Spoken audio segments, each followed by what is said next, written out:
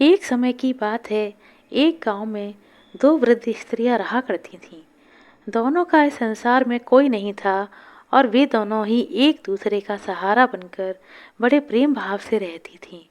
हालांकि धर्म से दोनों अलग थीं, लेकिन विचारों से एक ही थीं।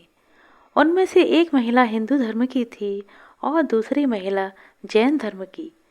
दोनों अपने अपने धर्म के हिसाब से प्रभु की उपासना किया करती थीं। उनमें से हिंदू धर्म की महिला थी। उसने अपने घर के मंदिर में श्री कृष्ण के बाल स्वरूप लड्डू गोपाल को बड़े प्रेम भाव से विराजमान किया था और उन्हें प्रतिदिन एक बालक की तरह नहला धुलाकर सुंदर वस्त्र आभूषण आदि पहनाकर तैयार करती थी। वह उन्हें एक बालक के समान ही मानती थी, इसलिए कहीं भी बाहर बाहर जाती उनके लिए फल खिलौने आदि सामान लेकर आती थी और प्रेम पूर्वक उनको भोग लगाती थी। इसी तरह वे दोनों महिलाएं एक दूसरे के परस्पर सहयोग से अपना सुखमय जीवन व्यतीत कर रही थीं।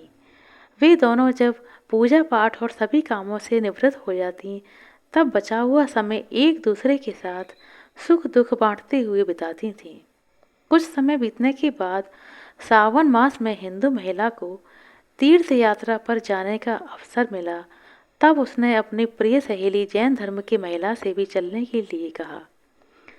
चूंकि वृद्धावस्था अधिक होने के कारण वह चलने फिरने में थोड़ी असमर्थ थी, इसलिए उसने जाने से मना कर दिया और कहा कि मुझे चलने फिरने में परेशानी होगी, इसी कारण तुम्हें भी तीर्थ यात्रा में विघ्न रहेगा। तब वो हिंदू महिला उदास मन से तीर्थ यात्रा पर अकेले ही जाने के लिए तैयार हो गई और जाते समय उसने उस जैन महिला से कहा कि सहेली, मैं 1 महीने के लिए तीर्थ यात्रा पर जा रही हूँ। मेरे आराध्य श्री कृष्ण बाल स्वरूप लड्डू गोपाल जी का ध्यान रखना। उन्हें बिल्कुल एक बच्चे की तरह प्यार देना। प्रतिदिन स्नान आदि कराकर सुंदर वस्त्र आभूषण पहनाकर भोग लगाना। जैन महिला ने सब बातें सुनी और बोली, हाँ सहेली, तुम चिंता मुक्त होकर तीर्थ यात्रा पर जाओ। मैं तुम्हारे लड्डू गोपाल जी का अच्छी तरह से ध्यान रखूंगी। इतनी सब बातें बताकर वह महिला तीर्थ यात्रा के लिए चली गई और जैन महिला ने सारा कार्यभार अपने सानिध्य में ले लिया और बड़े उत्साह उमंग के साथ सुबह उठकर खुद नित्य कर्म से निवृत्त होकर लड्डू गोपाल के स्नान की तैयारी में लग जाती। उसके बाद वो लड्डू गोपाल जी को नहलाने लगी तो उसकी नज़र लड्डू गोपाल जी के पैरों की तरफ पड़ी तो वह दंग रह गई, क्योंकि उनके पैर मुड़े हुए थे। उसे लगा कि उसकी वजह से उसके पांव टेढ़े हो गए हैं। इसका मुख्य कारण ये था कि जब उस महिला ने लड्डू गोपाल को जब भी देखा था, तो हमेशा वस्त्र और आभूषणों से सजा हुआ देखा था। वो इस बात से अनजान थी कि लड्डू गोपाल घुटनों के बल बैठे हुए थे और उनका जो बाल स्वरूप है वो ऐसा ही है। वह बहुत परेशान हो गई और सोचने लगी कि मैं अपनी सहेली से क्या कहूँगी। उसने कितने विश्वास के साथ मुझे ये जिम्मेदारी दी थी और मैंने लड्डू गोपाल जी की देखभाल सही तरीके से नहीं की। यह सोचकर वह उदास बैठ गई। उसे याद आया कि उसकी सहेली ने कहा था कि लड्डू गोपाल सिर्फ एक प्रतिमा नहीं बल्कि जीवित होते हैं। बस फिर क्या था, उसने निश्चय किया कि दिन प्रतिदिन उनके पैरों की मालिश करेगी और वह दिन में कई बार ऐसा करने लगी। जैसा कि कृष्ण जी का स्वभाव है, वो है ही इतने कृपालु दया निधान।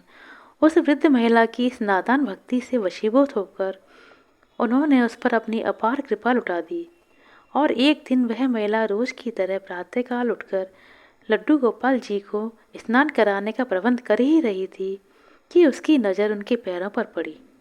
उसने देखा कि लड्डू गोपाल के पैर ठीक हो गए। यह सब देखकर वह वृद्ध महिला खुशी से फूली नहीं समाई और ये सारा घटना वृतांत सुनाने के लिए अपनी सहेली का बेसब्री से इंतजार करने लगी। कुछ समय के बाद जब वह हिंदू महिला तीर्थ यात्रा खत्म करके वापस आई, तो सबसे पहले अपने लड्डू गोपाल जी के दर्शन को चली गई। जैसे ही उसने लड्डू गोपाल जी को देखा, तो वह आश्चर्य में पड़ गई। उसने देखा कि लड्डू गोपाल जी खड़े हुए हैं। उसने सोचा कि शायद ये लड्डू गोपाल उसके नहीं है और अपनी सहेली के पास जाकर सब पूछा। तब जैन धर्म की महिला ने सारा वृतांत उसे सुनाया। उसकी बातें सुनकर हिंदू महिला समझ गई कि ये सारा खेल मुरलीधर कृष्ण कन्हैया का है और दौड़ी दौड़ी लड्डू गोपाल जी के पास पहुंची। उनके चरणों में गिरकर बोली, हे मेरे कन्हैया, आपकी दया की कोई सीमा नहीं है, आपकी कृपा का कोई सानी नहीं है।